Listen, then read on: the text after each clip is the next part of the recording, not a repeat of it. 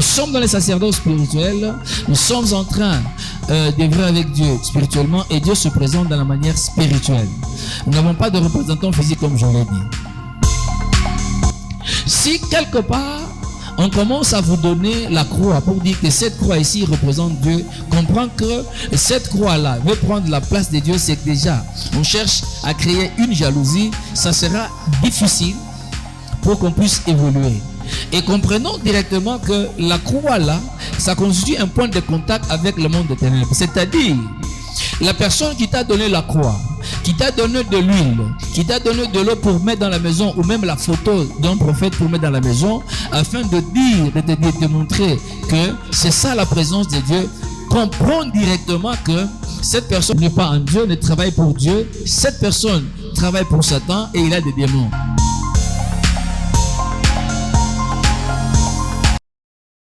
Seigneur, nous te bénissons et t'exaltons, Papa. Nous avons besoin ce soir ou en cet instant que tu puisses nous parler et tu sois le seul à nous révéler ta pensée. Dispose nos cœurs à bien recevoir ta parole. Quiconque, Seigneur, sera en train de trouver pendant ce temps, que son cœur soit totalement disposé et que les mots modestes qui seront utilisés pour transmettre ce message soient amplifiés par le Saint-Esprit. C'est en ton nom, Seigneur Jésus-Christ, que nous avons ainsi prié. Amen. Eh bien, voilà notre cher spectateur.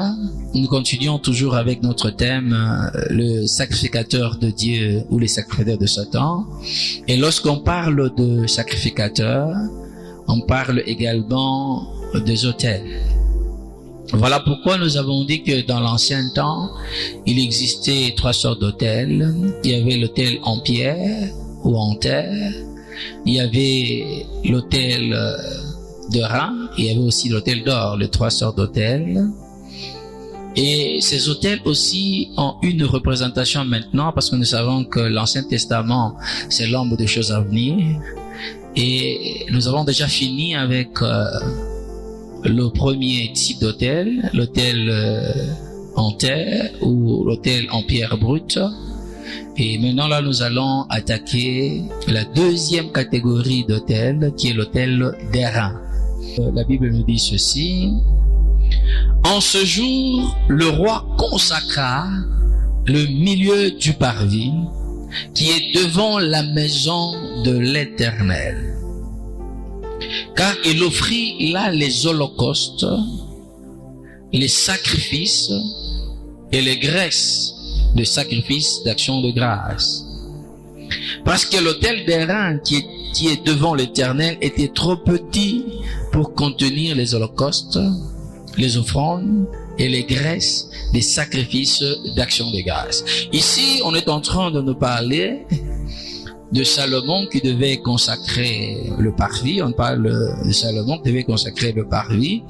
Et dans le parvis, là, on nous dit qu'il y avait l'autel de rein. Et on dit que l'autel de rein ou le parvis était juste à l'entrée du temple. Voilà que nous pouvons comprendre que la disposition parvis, le parvis c'est la partie extérieure du temple. Le temple avait 2 parties. Et le parvis extérieur, et le temple, le lieu saint également, le lieu très saint. Donc l'autel de rein c'est situé dans le parvis. C'est là que se retrouvait l'autel de rein, c'était dans le parvis. Et le parvis aussi était divisé en 2 parties. Il y a la partie qu'on appelait le parvis intérieur ou interne. Et il y avait aussi la partie qu'on appelle le parvis extérieur. Et je l'ai dit que le parvis en soi, c'est la partie extérieure. Vous devez comprendre, ensemblement, c'est comme une maison, il y a une parcelle. Et dans cette parcelle, il y a aussi une véranda qui est à hauteur. Avant l'entrée dans la maison, c'est ce qu'on appelait le parvis interne ou intérieur. Et la partie qui reste de l'enceinte, c'est ce qu'on appelle le parvis extérieur. Et vous allez comprendre ensemble avec moi que le parvis intérieur, dans le parvis intérieur, c'est là qu'il y avait l'autel de rein. C'est là qu'on plaçait l'autel de rein. Et même le sacrificateur et les lévites se plaçaient là-bas lors d'un culte. Et le parvis extérieur, il y avait aussi 3 parties. Il y a une partie là où les non-juifs restaient, ça c'est l'heure de culte. Et il y a la partie là où les hommes, c'est-à-dire les juifs qui restaient, et même les femmes juives avaient aussi leur partie. Voilà qu'il y avait pratiquement 3 parties dans le parvis. C'est-à-dire l'hôtel de Ra se retrouvait dans le parvis intérieur. Voilà, c'est de cette manière-là que les choses se passaient. Mais maintenant, nous voulons comprendre dans la Nouvelle Alliance comment ça se représente. Nous sommes dans un sacerdoce spirituel et comment ça se présente. Parce que ce qui s'est passé dans l'ancien temps, c'est l'ombre de choses à venir. Mais nous devons situer cet hôtel de Ra se retrouve où actuellement? Parce que nous avons parlé avec l'hôtel d'or, nous avons compris, avec l'hôtel de terre, ou en pierre, nous avons compris qu'il s'est trouvé dans 2 maisons, des gens dans leur parcelle, se trouvaient là-bas, et nous avons découvert ensemble avec vous à partir de Jean 14, le verset 23, que si quelqu'un aime Dieu, Dieu est en train de faire de la maison ou de la parcelle de cette personne sa demeure. L'endroit de contact avec Dieu, parce que nous avons défini l'hôtel comme un endroit de contact avec Dieu. Mais maintenant, en ce qui concerne maintenant l'hôtel de Ra, nous devons comprendre l'hôtel de Ra actuellement, ça se situe où? Ça représente quoi actuellement? Nous aimerions un peu demander notre frère David qui va un peu nous aider pour comprendre davantage. Nous sommes dans Psaume 8. Nous sommes dans Psaume par exemple 26. Nous allons lire dans Psaume 26, le verset 5 à 8. Le Psaume 26, de 5 à 8, la Bible nous dit ceci. Je hais l'assemblée de ceux qui font le mal. Je ne m'assieds pas avec les méchants. Je lave mes mains dans l'innocence. Je vais autour de ton autel, ô Éternel. Je reprends. Je vais autour de ton autel, ô Éternel, pour éclater en action de grâce et raconter toutes tes merveilles. Éternel, j'aime le séjour dans ta maison, le lieu où ta gloire habite. Voilà ce que nous dit David. David dit qu'il est en train de haïr l'assemblée de ceux-là qui font le mal. Quand on parle de l'assemblée, on voit déjà un lieu. C'est-à-dire l'ensemble de gens qui se réunissent dans un lieu. Quand on parle de l'assemblée, on voit un groupe de gens qui sont en réunion dans un lieu. Donc quand on parle de l'assemblée, il y a aussi les lieux. C'est-à-dire, David est en train de dire dans le lieu, dans l'endroit où les gens se réunissent, s'assemblent pour ceux-là qui font du mal, moi je hais, je ne veux pas être là-bas. Là où les méchants s'assiedent, je ne veux pas être là-bas. Déjà là, il parle, David est en train de, il n'aime pas rester dans l'endroit là où les serviteurs de Satan se retrouvent, ceux-là qui font le mal. Et il a dit, mais là où il va, c'est autour de l'autel. Donc il se restait autour de l'autel. Maintenant, autour de l'autel déjà, comment David est en train de dire, là-bas, c'est là qu'il éclate en action de grâce, qui raconte les merveilles de Dieu, c'est-à-dire qu'il est en train de louer Dieu. Et il dit qu'il aime le séjour dans sa maison, c'est-à-dire quand il parle d'autour de l'autel, c'est-à-dire il parle de la maison de Dieu. S'il aime s'asseoir autour de l'autel de Dieu, c'est-à-dire il aime séjourner dans la maison de Dieu. C'est-à-dire quand David parle de l'autel, il nous précise c'est la maison qui se trouve à la maison de Dieu, qui se retrouve au temple. C'est-à-dire il parle de l'autel de Ra, c'est-à-dire il aime se retrouver autour de l'autel de Ra. Et quand il parle de l'autel de Ra, il voit déjà la maison de Dieu. Et il dit que c'est là que Dieu est en train de faire habiter sa gloire. Voilà que nous comprenons que lorsque David, ou lorsque l'on parle de l'autel de Ra dans l'Ancien Testament, on voit déjà la maison de Dieu. Parce que c'est là que les gens allaient offrir le sacrifice. Même si quelqu'un pouvait avoir son autel de terre à la maison, mais il y avait aussi l'autel des reins au temple, là où on devait aller offrir des sacrifices. Et quand on parle de l'autel de Dieu directement, rester l'autel qui est au temple, on voit déjà l'autel de reins, on voit déjà la maison de Dieu, on voit déjà l'endroit là où la gloire de Dieu descend, l'endroit là où Dieu se rencontre avec son peuple. Parce que nous avons dit que lorsque l'on parle de l'autel, c'est un lieu de contact entre une divinité et ses sujets dans le domaine de sacrifice. Et quand on parle de l'autel de Dieu, c'est-à-dire l'endroit là où Dieu se rencontre avec son peuple par le sacrifice. Voilà ce que David est en train de nous dire. Et si nous voulons maintenant comprendre actuellement, nous comprenons que là, il y a l'autel de rein. C'est là, c'est dans le parvis, et les gens se rendaient au temple. Quand les gens se rendent au temple, ils n'entrent pas dans le lieu saint, et même dans le lieu saint. Et au niveau du parvis, c'est là où le culte se tenait. S'il amène son sacrifice, il amène, c'est le sacrificateur qui monte avec au niveau du parvis intérieur, là où il y a le temple, et le sacrifice peut également être fait à ce niveau-là. Voilà un peu ce qui se fait. Donc nous sommes en train de voir, nous devons réfléchir ensemble. Nous voyons que ces lieux-là, c'était un endroit de culte. C'est-à-dire là où les gens allaient faire les sacrifices. Dans le parvis, où il y avait l'autel de rein, c'est l'endroit là où les gens allaient pour faire les actions de grâce, c'est-à-dire louer Dieu. C'est l'endroit là où les enfants de Dieu allaient pour adorer Dieu. C'est l'endroit là où les gens allaient pour également écouter la parole de Dieu. Parce que chaque sabbat, les gens se rendaient au temple. Quand ils se rendaient au temple, ils restaient au niveau du parvis, là où il y avait l'autel de rein, et c'est là qu'ils suivaient la parole de Dieu. Donc si nous voyons déjà tout ce tableau ici, nous sommes déjà en train de comprendre facilement qu'il s'agit pratiquement de l'église locale.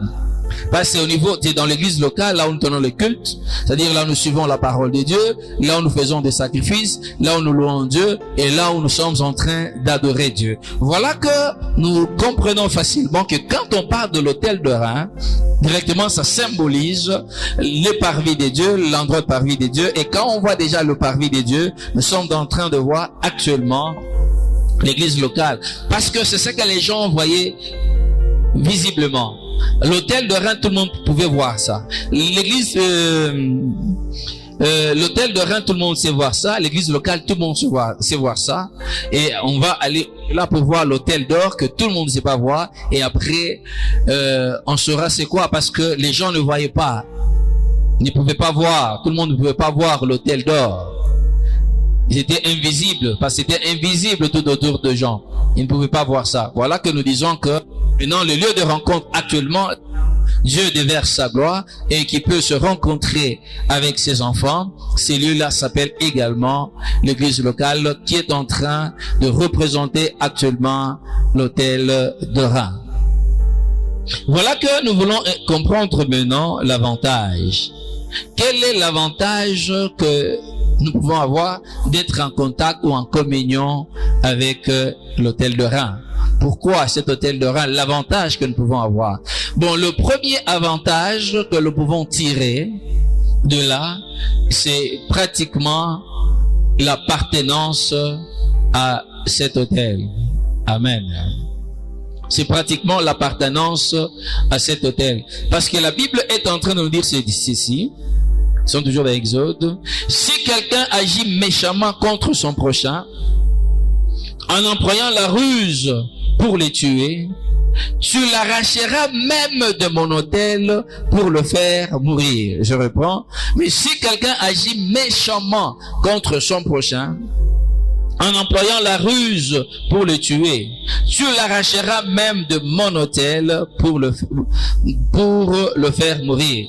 Et Dieu est en train de parler de l'autel de rein. C'est-à-dire, si quelqu'un utilise la ruse et il veut tuer son prochain, on doit l'arracher de l'autel. Pourquoi doit-on l'arracher de l'autel? Parce que chaque enfant d'Israël avait droit d'offrir le sacrifice sur l'autel de rein. Même si Dieu avait demandé à Gédéon de construire l'autel chez lui à la maison en désignant l'autel de Baal, mais nous devons comprendre qu'au niveau du tabernacle, il y avait l'autel et que Gédéon devait aussi aller offrir le sacrifice là-bas. Même si quelque part la Bible nous dit que Samuel, à Rama, il avait également un autel là-bas, par là où il jugeait le peuple. Mais nous sommes en train de voir également que à Silo, au tabernacle, il y avait également l'autel de rein. Mais tout le monde était totalement lié à cet autel. C'était là l'autel central. Et chaque enfant Israël était lié. Parce que si on dit vous allez l'arracher, on arrache celui qui est lié, qui est attaché. Et que les enfants d'Israël. Voilà que lorsque quelqu'un utilise la ruse pour tuer son prochain, avant de le tuer, on va le déclarer indigne par rapport à l'autel. C'est-à-dire, il n'a plus droit d'offrir des sacrifices à l'autel. Il ne peut pas communier avec l'autel. Il ne peut plus aller dans le parvis de l'Éternel. Il ne peut plus aller là-bas. Il n'a plus droit d'accéder là-bas pour aller communier avec cet autel-là. Voilà que c'est important que chaque enfant de Dieu, pour sa sécurité, pour sa bénédiction, il devait avoir droit, il devait toujours privilégier cette grâce-là d'être en communion avec cet autel des reins. Il devait toujours. Maintenant là, si on l'arrache, déjà il devient vulnérable. On dit là, on peut le tuer. On ne pouvait jamais le tuer sans l'avoir déclaré indigne par rapport à l'autel de rein. Voilà un peu ce que nous devons comprendre. Et tout ça, Jésus est en train de très bien nous expliquer. Nous disons que l'Ancien Testament qui est l'ombre des choses à venir, mais Christ est en train de nous expliquer pour qu'on comprenne davantage toutes ces choses-là. C'est un texte que nous comprenons très bien, mais je mérite que nous puissions le lire pour bien comprendre. Nous sommes dans Matthieu 18, de 15 à 18. Si ton frère a péché, va et reprends-le entre toi et lui seul. S'il t'écoute, tu as gagné ton frère. Mais s'il ne t'écoute pas, prends avec toi une ou deux personnes, afin que toute l'affaire se règle sur la déclaration de deux ou de trois témoins. S'il refuse de les écouter, dis-les à l'église. Et s'il refuse aussi d'écouter à l'église, qu'il soit pour toi comme un païen et un publicain. Je vous le dis en vérité, tout ce que vous lierez sur la terre sera lié dans le ciel, et tout ce que vous délierez sur la terre sera délié dans le ciel. Voilà que Jésus est en train de nous expliquer ce qui s'est passé dans l'ancienne alliance et nous sommes appelés à comprendre. Si dans l'ancienne, on pouvait déclarer quelqu'un indigne à offrir le sacrifice à Dieu, on pouvait l'arracher de l'autel. La Bible dit, si quelqu'un, maintenant là, Jésus nous dit, si quelqu'un, ton frère, est dans l'erreur, dans le péché, reprends-le. S'il se repent, tu l'as gagné. S'il refuse, tu peux prendre un ou deux témoins, parce que l'affaire doit se traiter entre 2 ou 3 témoins. Donc il faut prendre un ou deux témoins, tu le prends. Et s'il refuse de l'écouter, tu amènes l'affaire à l'église. Et s'il refuse d'écouter l'église, il sera considéré comme un païen, comme un républicain. Voilà que nous sommes en train de comprendre que la vie chrétienne se vit à l'église. L'église, c'est les membres du corps du Christ, est composé des membres du corps du Christ, une église locale. C'est-à-dire, il y a les membres du corps du Christ qui sont liés ensemble. Constitution l'église locale qui sont les membres du corps. Et si quelqu'un se comporte mal et qu'il ne veut pas changer, on dit qu'on doit le considérer comme païen. C'est-à-dire, il ne fera plus partie du corps du Christ. Il ne fera plus partie de nous. Il sera en dehors, il sera indigne. Il n'aura plus droit de communier avec nous, de faire les cultes ensemble avec nous. Il n'aura plus le droit de faire les sacrifices pour Dieu. Amen. C'est-à-dire, c'est comme ce qui s'est passé dans l'ancien temps, il est arraché de l'autel. C'est-à-dire, cette personne-là est considérée comme païen, c'est-à-dire, cette personne-là est considérée comme une personne païenne. Mais maintenant, qu'est-ce que nous devons comprendre en ça? Le verset 18 nous intéresse. La Bible conclut en disant, Jésus conclut en disant, que ce que vous lierez sur la terre sera lié dans le ciel, et ce que vous délierez sur la terre sera délié dans le ciel. C'est-à-dire, si cette personne-là, vous sur la terre, de par ce comportement, vous le considérez comme païen, vous le chassez de votre milieu, vous dites que à partir de maintenant, tu ne fais plus partie de notre corporation, tu ne fais plus partie de notre église, tu ne fais plus partie des corps de Christ, même au ciel, cet acte est acté. De telle sorte que même si cette personne allait, n'importe qui commence à faire sa prière, cette prière ne sera jamais agréée. Voilà pourquoi j'aimerais que nous puissions comprendre. Quelqu'un qui garde la parole de Dieu, qui marche avec Dieu, il peut être chez lui à la maison. Dieu a fait sa demeure chez lui à la maison. Il peut méditer la parole de Dieu. Il peut prier la parole de Dieu. Il peut faire le partage de la parole de Dieu. Semble. Et Dieu fait ça. Et quand il prie, il y a les résultats positifs. C'est parce que cette personne est liée à l'autel central. Il est lié à son église locale. Amen. C'est parce que cette personne est totalement liée à son église locale. Mais si cette personne n'est pas liée à son église locale, l'église locale l'a déjà excommunié, l'a déjà déclaré comme païen. Il peut faire tout ce qu'il pourra faire, n'aura pas d'effet parce que la Bible liée sur la terre sera également liée au ciel, et ce que vous allez délier sur la terre sera délié au ciel. Voilà un peu ce qui se passe. C'est de la même manière avec quelqu'un qu'on va retrancher de l'autel. Même s'il est chez lui à la maison, il a un autel comme chez Gédéon, ça existait, l'autel de Dieu. S'il fait des sacrifices là-bas, mais qu'au niveau maintenant du temple, au niveau du parvis, le sacrificateur l'avait déjà déclaré indigne, ce sacrifice-là ne sera jamais agréable à Dieu. J'aimerais conseiller à tout le monde, si tu as un problème avec l'église, on t'a déjà chassé de l'église, excommunié de l'église, suspendu de l'église, il faut toujours arranger. Ne quitte pas l'église sous suspension pour aller dans une autre église. Ça ne servira à rien. Ne commence pas une église parce que tu es suspendu dans une autre église. Là, ça ne te servira à rien. Et ce qui est plus important, c'est de demeurer là-bas, parce que la Bible dit, c'est que tu seras délié. Tu peux te repentir si tu es délié, si tu es rétabli, et même dans le ciel, tu seras également rétabli. Voilà ce qui se passe. Et l'avantage que nous avons, lorsque nous sommes dans le corps du Christ, c'est là que nous sommes totalement protégés. Et c'est là que nous sommes totalement en sécurité. Parce que nous sommes dans le corps du Christ, nous appartenons à Christ, la mort n'a pas d'impact pour nous. Parce que lorsque on délie ou on arrache quelqu'un de l'autel, cette personne-là elle devient vulnérable et cette personne-là, on va la tuer. Le deuxième avantage que nous pouvons également retenir, c'est que lorsque il y a l'autel de Reims, le deuxième avantage, l'autel de Reims, c'est un lieu de refuge. L'autel de Reims, c'est également un lieu de refuge. C'est ça, pratiquement, le deuxième avantage, parce que la Bible est en train de nous dire ceci, que lorsque une personne est pourchassée, et que cette personne entre dans le temple et que la personne est en train de toucher les cornes de l'autel de Reims, et cette personne-là, on ne peut pas la tuer. Donc, les gens qui les pourchassaient ne peuvent plus entrer dans le temple. Quelqu'un qui a touché ses mains à l'autel de Reims, on ne peut pas tuer cette personne-là. Voilà que c'est un lieu de refuge. J'aimerais que chacun de nous arrive à comprendre que l'église locale est en train de construire un lieu de refuge pour tout le monde.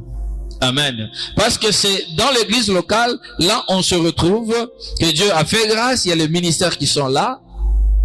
Nous sommes en train d'être enseignés de la parole de Dieu. Ça nous prépare à l'enlèvement. Ça nous aide à comment marcher selon la parole de Dieu. Et en dehors de ça, il y a les dons spirituels que Dieu a déversés là-bas. On peut être malade. Il y a des gens à l'église qui ont le don de guérison, qui peuvent te guérir. On peut avoir n'importe quel problème. C'est au niveau de l'église là où Dieu a mis des dons spirituels. Il y a beaucoup de dons spirituels. Je ne veux pas entrer beaucoup plus en détail sur ça, nous savons. Mais nous devons savoir que Dieu est en train de placer les dons spirituels à l'église pour l'intérêt de tous. Et lorsque tu fais partie de l'église, tu vas bénéficier de ça. Donc si tu es en dehors de l'église, tu as une vie chrétienne en dehors de l'église, tu es vulnérable. Mais l'endroit de refuge, c'est l'église, parce que c'est là que tu vas croître spirituellement. Et c'est là que lorsque tu as un problème spirituel, ça sera résolu à l'église.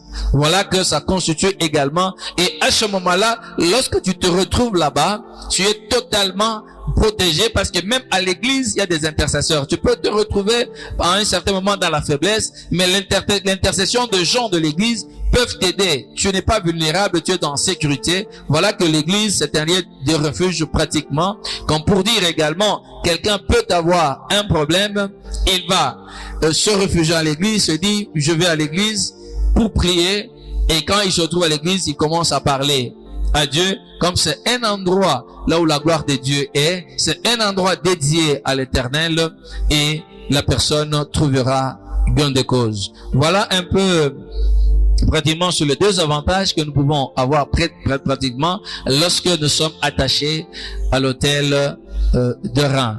Et pour terminer, j'aimerais juste savoir et dire à tout le monde que c'est au sein de l'église que nous sommes appelés également à offrir les 4 sacrifices spirituels. Et comment le faire? Le premier, je parle rapidement. Nous sommes dans Romains 12, du premier verset au deuxième, là où la Bible nous demande d'offrir nos corps comme un sacrifice saint, agréable à Dieu. Et nous devons comprendre qu'à l'église, tout le monde est sacrifice. C'est-à-dire, tout le monde fait la volonté de Dieu. Tout le monde obéit à Dieu. En commençant par les pasteurs, tout le monde est là pour faire la volonté de Dieu. Et chaque membre de l'église doit comprendre qu'il est là comme un sacrifice. Qu'il est là pour accomplir la mission que Dieu lui a donnée. Il n'est pas là pour faire ce qui lui passe par la tête, même si c'est les pasteurs, mais il est là pour faire ce que Dieu est en train de lui demander de faire. Au sein de l'église, on gagne également les âmes. Quelqu'un, on peut l'inviter à l'église, dès qu'il arrive, il écoute la parole de Dieu, il peut être gagné à l'éternel. Il y a même d'autres à l'église, il fréquente l'église, mais il n'a jamais donné sa vie à Christ. Mais aussi longtemps qu'il fréquente l'église et qu'il écoute la parole, un jour il s'arrêtera pour accepter Christ comme Seigneur et Sauveur personnel de sa vie. En dehors de ça, sacrifice de louange, c'est au sein de l'église, là où nous nous levons pour louer Dieu, pour faire des témoins, des actions de grâce. Un endroit merveilleux pour louer Dieu. Comme David a dit, qu'il se retrouvait dans la maison des grâces pour parler des merveilles de Dieu. Et pour terminer, le sacrifice de libéralité, nous devons savoir que nous avons des dons spirituels. Les dons spirituels ne sont pas aller libérer à la montagne. Tu te formé comme un serviteur à la montagne, là où tu as le don de prophétie, tu commences à exercer là-bas. Non, c'est à exercer au sein de l'église. C'est là qu'on doit exercer la libéralité. Ce n'est pas à vendre. Tu vas à la montagne, là, commence à vendre. Non, j'étais prophétisé, donne-moi les actions de grâce. Non, ce n'est pas ça. C'est à l'église qu'on est en train d'exercer cette libéralité. Tous les dons que nous recevons, nous sommes appelés à le mettre au service des autres dans l'église locale, là où Dieu nous a placés. Nous pouvons avoir des biens matériels, financiers. Nous sommes là pour résoudre le problème de l'église. Ce sont les membres de l'église. Chacun de nous doit comprendre. Tu es membre de l'église, tu dois savoir que les besoins de l'église, c'est à toi de les résoudre. Les besoins financiers, matériels, c'est à toi de répondre à ces besoins. Il ne faut pas te soustraire. Non, il n'y a que telle personne qui doit faire ou tel groupe. Non, toi aussi tu dois faire. En dehors de ça, il y a les membres de l'église qui sont... Les membres de l'église peuvent avoir des problèmes. Toi qui es à l'église, tu dois comprendre que tu as le devoir également par rapport à ce que Dieu t'a donné pour répondre également aux besoins des autres. Nous bénissons notre Dieu pour cette partie, pour ce numéro également concernant le sacrificateur de Dieu ou de Satan.